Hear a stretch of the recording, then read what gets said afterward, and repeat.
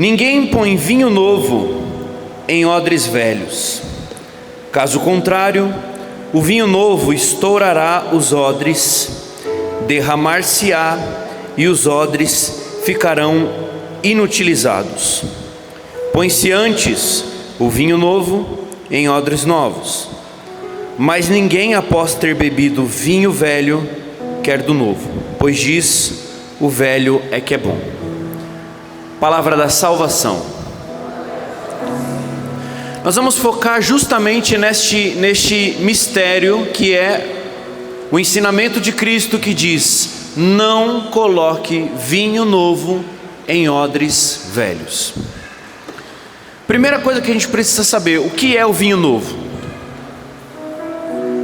O vinho novo é a graça de Deus. O vinho novo é a bênção de Deus. O vinho novo é o favor de Deus para mim e para você. O vinho novo é o convite de Deus para que eu e você possamos participar da vida dele e sermos salvos. Perder o vinho novo significa perder a salvação.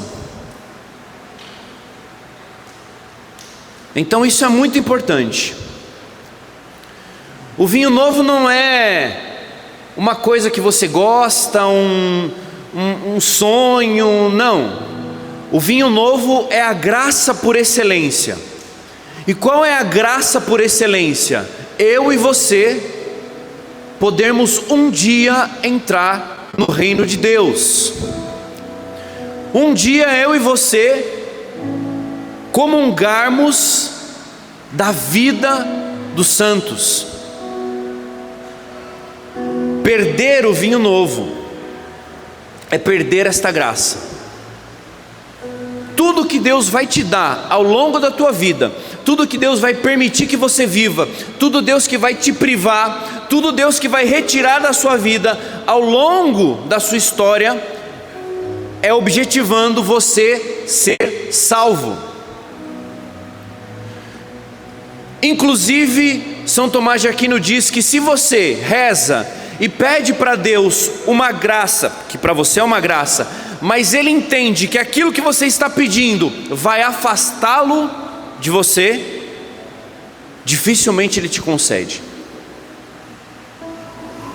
A pessoa pede um emprego, consegue um emprego, só que aí ela começa a trabalhar e não tem mais tempo de orar,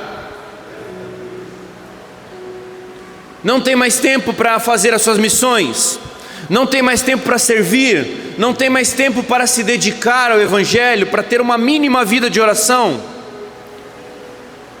Aí a pessoa não entende porque de repente ela perde o emprego e demora para arrumar outro emprego. Se ela faz tudo certinho e não está vindo a graça, se pergunte: será que essa graça de fato é uma graça para mim? Então perder o vinho novo é perder a salvação. Tá, mas e o que então é o odre velho? Jesus ele diz aqui para os discípulos: olha, não coloque vinho novo em odres velhos. O vinho novo nas Sagradas Escrituras então é o anúncio da salvação para quem crê em Jesus Cristo.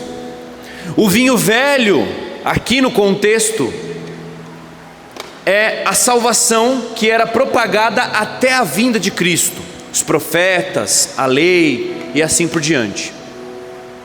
Quando Jesus fala: olha, não dá para você pegar este vinho novo e colocar em odres velhos, ele está dizendo que não dá para você receber a salvação na sua vida com a mentalidade velha.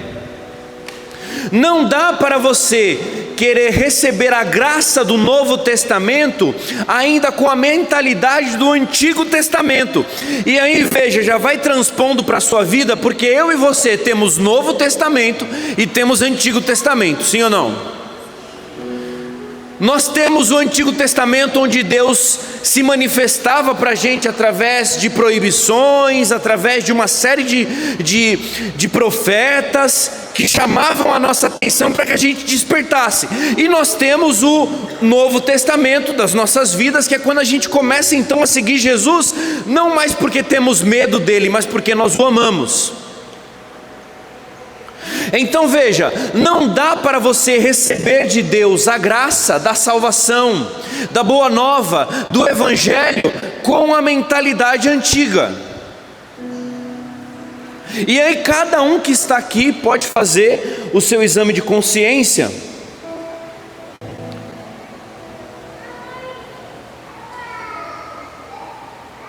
E entender para si o que é essa graça antiga, o que é essa mentalidade antiga. Talvez, como eu falei, seja o depositar a sua confiança no dinheiro, que você ainda traz para o seu Novo Testamento e que deveria ter ficado lá no Antigo. Talvez seja a sua sexualidade, que ainda não está regrada como deveria estar no Novo Testamento, trazendo ainda situações que fazem com que você remeta à vida antiga. Então não dá. Se você quiser colocar a graça de Deus sem que ela mude a sua mentalidade dentro de você, você vai quebrar. E aí veja, qual que é o pior? O pior é que se você perder a graça, automaticamente, veja, se você colocar a graça na mentalidade antiga, quem é que vai quebrar? O odre. Quem é o odre? Você. Olha para quem está do seu lado e fala assim: se você não mudar a sua mentalidade, você vai se perder.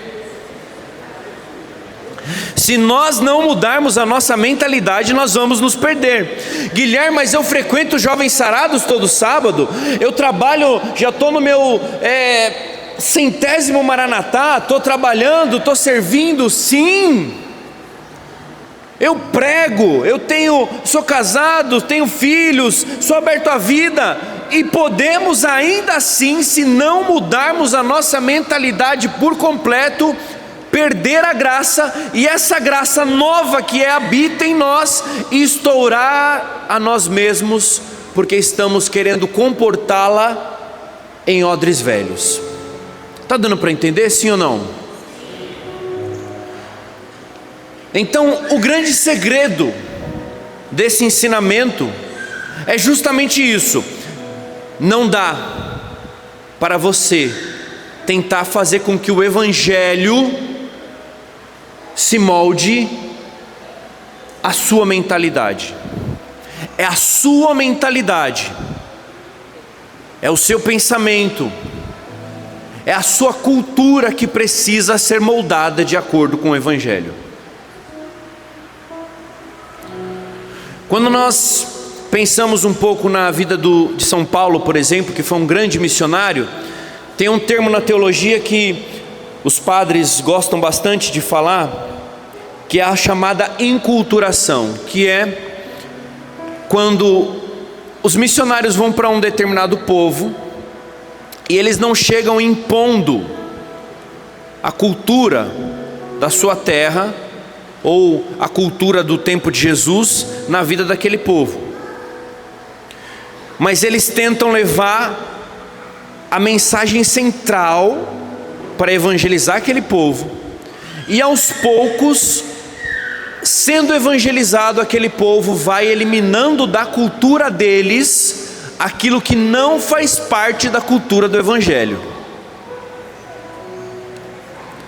Alguns entendem isso de maneira errada, dizendo que, olha, eu vou lá evangelizar, eu vou lá falar de Jesus, e eu tenho que respeitar toda a cultura do outro. Eu preciso respeitar aquilo que respeita o evangelho. Aquilo que desrespeita o evangelho não merece o meu respeito. É claro que eu não vou impor Jesus na vida das pessoas, mas o Evangelho precisa aos poucos ir fazendo com que as pessoas se apaixonem a ponto de que elas possam ir avaliando a sua própria vida e transformando a sua própria história. Você precisa permitir, eu e você precisamos permitir que o Evangelho mude tudo que nós somos. Eu lembro que quando eu casei com a Natália, nós queríamos ter no máximo 2 filhos. Nós tínhamos extremo medo de, por exemplo, de sermos abertos à vida. Era esse o nosso pensamento, 2 filhos. E hoje, graças ao Evangelho, nós temos 6. E aí, você pode olhar para a sua vida e ver o que já mudou, o que o Evangelho já transformou na sua vida. Pensa aí, aquilo que você há um tempo dizia, não, isso eu não quero, isso eu não vou viver, Deus me livre, eu não quero saber disso. Mas aos poucos o Evangelho foi transformando. Isso é transformar o odre velho em odre novo, para que então o Evangelho possa gerar frutos e não estourar esse odre.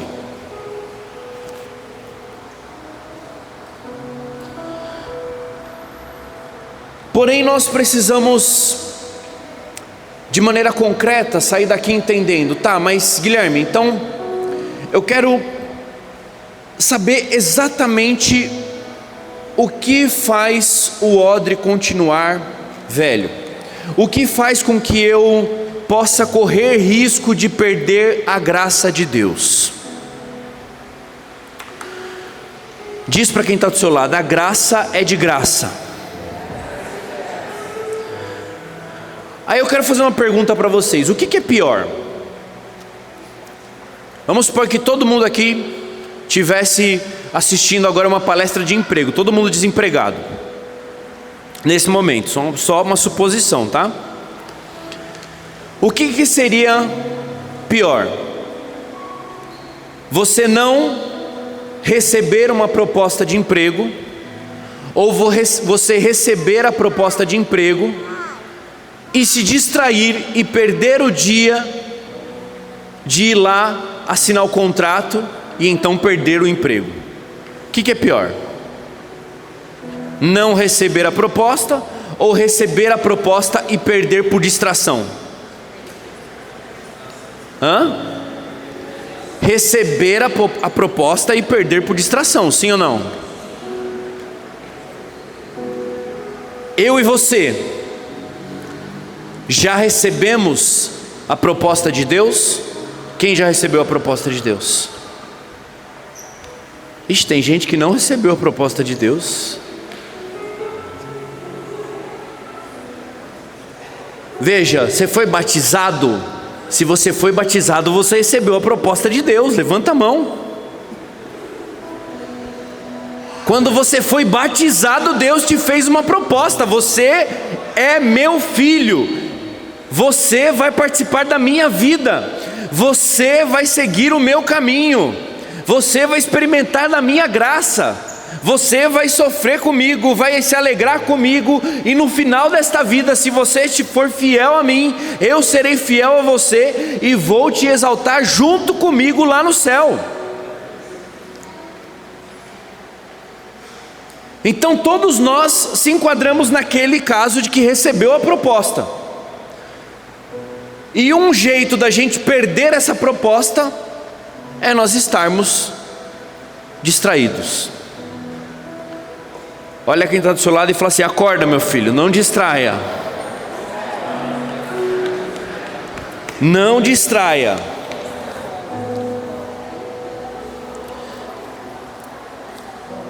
Um outro jeito de perder a graça, um outro jeito de a gente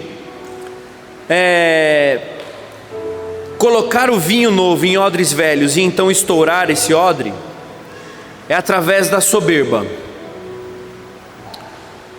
É quando nós estamos até atentos, nós temos consciência da graça de Deus, mas a vida vai fazendo com que a gente vá se esquecendo quem é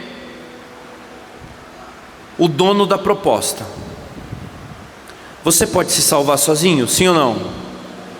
Não. Veja, nada que você faça vai garantir para você o céu, se Deus não quiser que você seja salvo. O fato é que Ele já quis. Ele quis e Ele quer, e sempre vai querer que eu e você sejamos salvos. Só que nós não podemos nos esquecer de que Ele é o Senhor e não nós. Nós não podemos esquecer que Ele usa a gente porque Ele é Deus, não porque eu sou bom o suficiente.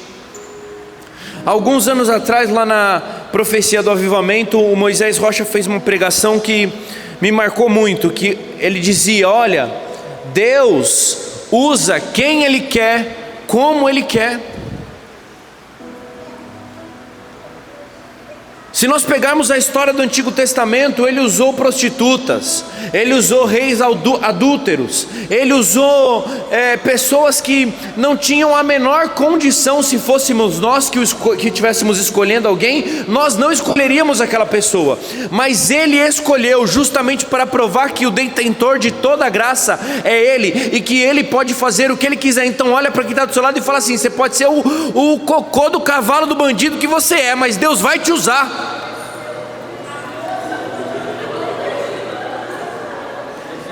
Você pode ser essa mosca, né? A mosca do cocô do cavalo do bandido, mas Deus vai te usar. Não vai?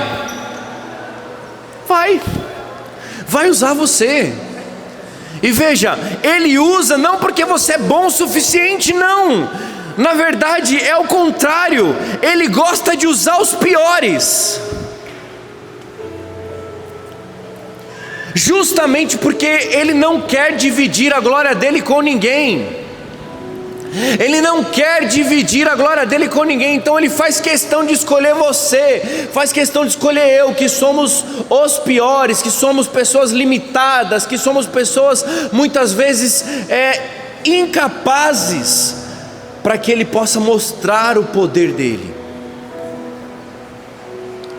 Então, quando alguém, por exemplo, você sentir que é Deus através de uma pessoa te chamando para uma determinada missão, tira da sua cabeça, tira da sua boca, tira da sua mentalidade: eu não sou bom o suficiente para isso. Claro, se você foi chamado à música, vai estudar, vai treinar. Se você foi chamado a pregar, vai estudar. Mas de repente Deus faz questão de chamar você, porque Ele quer demonstrar através de você que Ele é o Senhor. Então veja, a soberba muitas vezes faz com que a gente perca a graça. A graça não tolera o coração soberbo, e faz com que eu e você muitas vezes possamos nos afastar do coração de Deus. A história de Lúcifer é assim. O maior de todos os anjos, cheio de poder, cheio de glória, acabou querendo ser como Deus e não com Deus. Eu e você podemos ser com Deus, nós nunca seremos como Deus. E quando a gente coloca esse ozinho no final, deixa de entender que eu sou quem sou porque eu sou com Deus, e começo a achar que eu sou o que sou porque eu sou como Deus, aí o odre estoura. E o terceiro ponto que faz com que a gente estoure esse odre é a desobediência.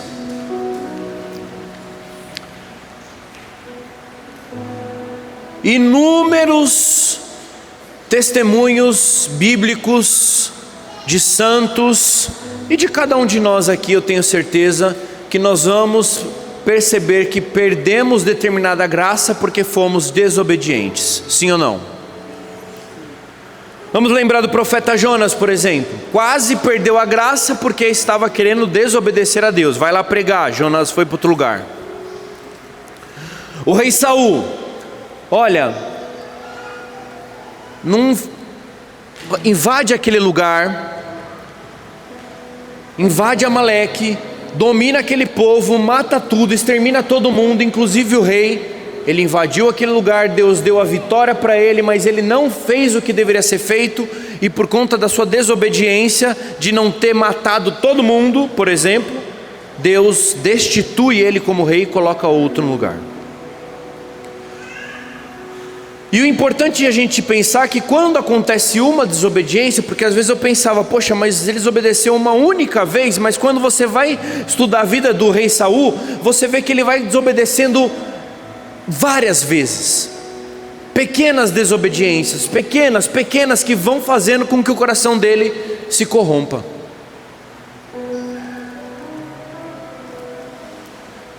E aí eu te pergunto, será que Deus já não pediu uma determinada coisa para você e você tem demorado para obedecê-lo? Cuidado! Você precisa discernir, diz Santo Agostinho, o tempo de Deus, porque a graça de Deus está para mim e para você de graça, mas veja, ela também passa. Nós não temos todo o tempo do mundo, sim. Morreu sexta-feira aí o Madeirite lá, vocês acompanham ele não? Já viram esse cara aí não? Não? É um cara da internet que toda sexta-feira fazia um post lá falando de sexta-feira que quem fez, quem não fez não faz mais, e aí ele fazia uma crítica, uma poesia, tá? Um cara, 50 anos, teve infarto fulminante, morreu. Será que você tem todo o tempo para poder fazer o que você foi chamado a fazer? Quantos anos de vida você de fato tem? Ah, Guilherme, eu vou casar, mas eu vou casar só quando eu terminar minha faculdade, só quando eu tiver um emprego decente, só quando eu... Há um tempo atrás conheci um casal de fundadores de uma comunidade lá do Rio Grande do Sul, que eles tinham o sonho de ser comunidade de vida. Só que eles tinham também 4 ou 5 filhos, eu não me lembro, e queriam primeiro criar os filhos, porque a realidade de comunidade de vida não é fácil, é difícil mesmo, é complicada. E foram, tocaram a comunidade cresceu, etc e tal. Quando o último filho deles se formou na faculdade e foi morar sozinho, o marido morreu. E no retiro que eu estava a cofundadora, que é a esposa, sem saber o que fazer da vida dela, porque ela tinha planejado a vida dela inteira depois com o marido, e agora o marido não existia mais.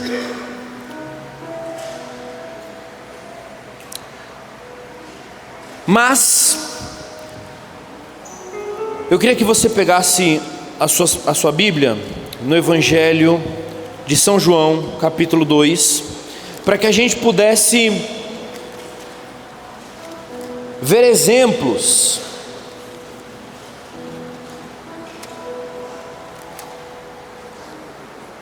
de quem não perdeu o vinho novo. Quando nós falamos de vinho novo, a passagem que vem na cabeça de todo mundo, pelo menos deveria vir, é as bodas de Caná, sim? Então, Evangelho de São João, capítulo 2. No terceiro dia houve um casamento em Caná da Galileia, e a mãe de Jesus estava lá. Jesus foi convidado para o casamento e os seus discípulos também. Ora, não havia mais vinho, pois o vinho do casamento havia acabado. Então a mãe de Jesus lhe disse: eles não têm mais vinho. Respondeu-lhe Jesus: que queres de mim, mulher? Minha hora ainda não chegou. Sua mãe disse aos serventes: fazei tudo o que ele vos disser. Havia ali 6 talhas de pedra para a purificação dos judeus, cada uma contendo de 2 a 3 medidas. Jesus lhes disse: enchei as talhas de água. Eles a encheram até a borda. Então lhes disse: tirai agora e levai ao mestre-sala. Eles levaram. Quando o mestre-sala provou a água transformada em vinho, ele não sabia de onde vinha, mas o sabiam os serventes que haviam retirado a água. Chamou o noivo e lhe disse: todo homem serve primeiro o vinho bom, e quando os convidados já estão embriagados, serve o inferior. Tu guardastes o vinho bom até agora. Esse princípio dos sinais Jesus o fez em Caná da Galileia, e manifestou a sua glória, e os seus discípulos creram nele. Palavra da salvação. As bodas de Caná são uma prefiguração do céu. As bodas de Caná são uma prefiguração do céu. O céu, uma grande festa onde beberemos eternamente do vinho novo, que é a graça de Deus. Mas eu queria focar em 3 atitudes, para que eu e você saiamos daqui convencidos de que de fato distração, soberba e desobediência são 3 pecados que fazem com que a nossa mentalidade não mude, e faz com que nós percamos a graça e automaticamente percamos a nossa própria salvação.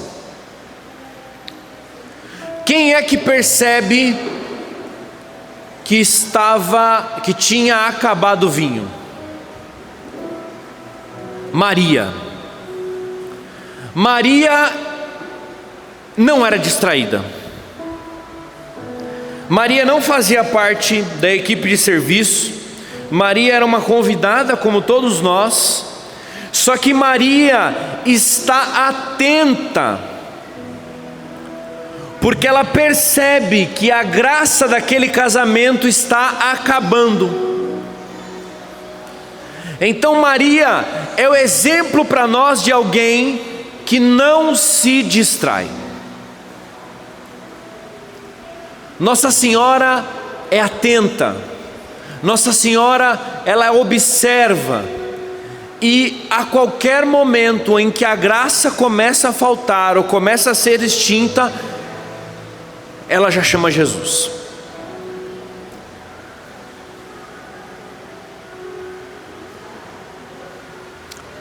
Interessante a postura dela, que Jesus diz para ela: mulher, não chama ela de mãe. Quando Jesus não chama Maria de mãe, é porque ali não é o filho falando com a mãe, é Deus falando com a sua filha. Entende? Ele fala com ela assim aqui, fala com ela assim do alto da cruz: mulher, eis aí o teu filho. E aí então Jesus diz: não é minha hora. Maria mete o louco, ignora Jesus, vira para os servos e faz o que? Faz tudo o que ele... Olha que ousadia, né? Naquele momento era Deus falando com a filha, mas a filha, preocupada com a graça que estava faltando, ela, com o seu jeitinho, diz: tá, você é Deus, mas eu ainda sou a sua mãe. Você é Deus, mas eu ainda sou a sua mãe. Jesus então, de maneira humilde, se submete à vontade de Maria. Jesus aqui ensina para nós como vencer a soberba. Ele submete-se a uma criatura que ele inclusive tinha ajudado a fazer, menor infinitamente do que ele, que não tinha noção da graça, que não tinha noção que o tempo não era aquele, mas ele percebe que ela estava certa, e ele se humilha e faz o que a mãe estava pedindo.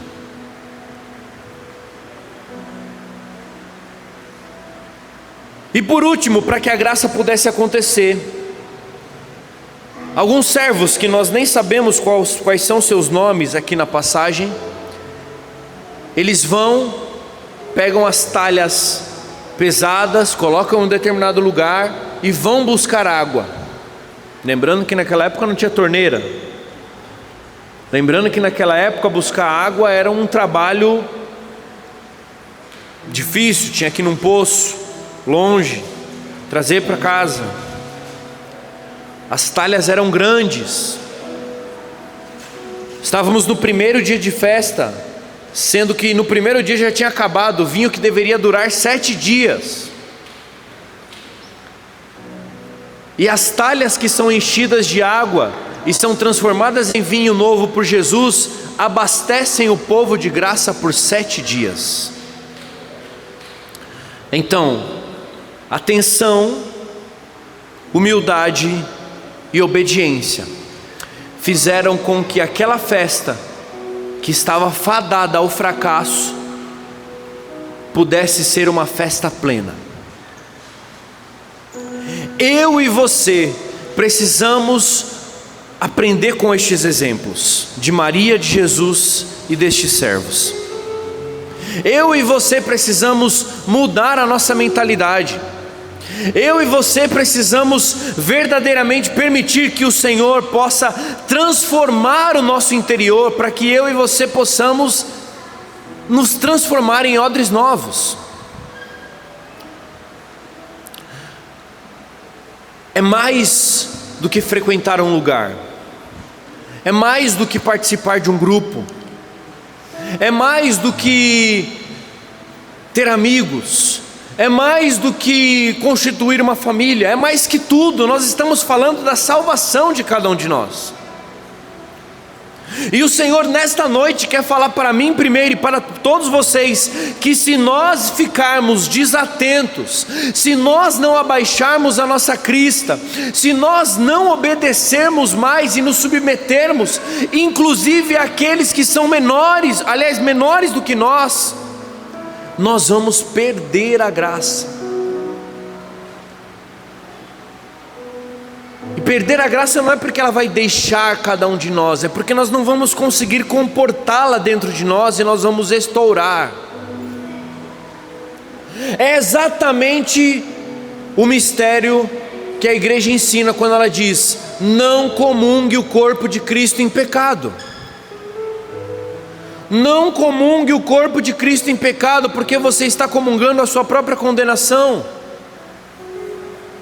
O odre velho que estoura é justamente cada um de nós que em pecado comungamos o corpo de Cristo, por exemplo. Então eu e você precisamos estar atentos, buscarmos ser humildes e obedientes. Deu para entender, sim ou não? Ficou claro? Muito claro? Então olha para quem está do seu lado e diz assim: eu acredito em você. Diz para a pessoa assim: você vai ser o santo mais bonito que eu já vi na minha vida. Eu acredito que você pode ser santo. Mas diz para a pessoa: mas então você tem que parar de ser distraído. Você tem que parar de ser soberbo e tem que parar de ser desobediente. Guilherme, eu não sou desobediente. Tá, você não é, mas enrola para obedecer, não é não? Não é não? Não é? Eu não sou desobediente, mas enrolo. Tipo assim, a gente tem filho,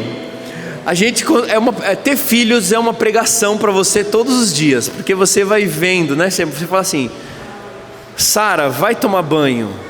Aí a televisão tá ali, ó. Ela, tô indo. Vai tomar banho, Sara. É tipo assim. É a mesma coisa, gente. Fulano, para de fazer tal coisa.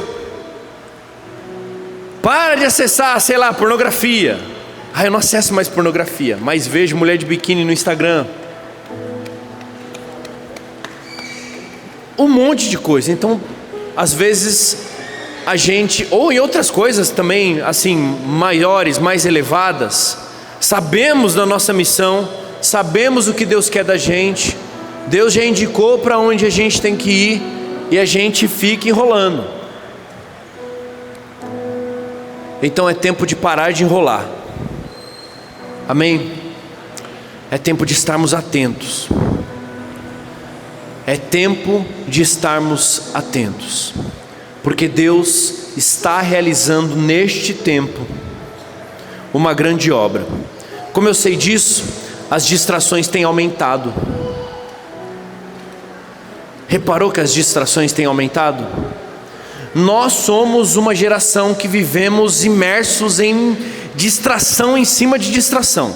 Tirando a Dani, por exemplo, que não tem celular, e ponto para ela, sim ou não? Nós somos assolados por distrações. É sinal de que uma grande graça está sendo preparada para este tempo, para mim e para você. Não fosse assim, Satanás não estaria tão preocupado em nos distrair. Então fica de pé um pouquinho. Nós vamos rezar. Não sei se Jesus vai vir de novo. Vai? Talvez você não tenha no começo do grupo de oração adorado ao Senhor corretamente. Talvez você tenha vindo aqui no começo e estava meio distraído. Então Jesus vai vir de novo, para que eu e você possamos, de maneira mais atenta, para que eu e você possamos adorá-lo novamente em espírito e em verdade. Durante a oração, Daniel perguntou: mas se Deus não quisesse dar nenhuma graça para você hoje, você veio aqui só para buscar Ele? É isso. Se buscarmos Deus, se buscarmos o Senhor, todo o resto nos será acrescentado. Então feche os teus olhos um pouquinho e prepara o seu coração agora para receber Jesus.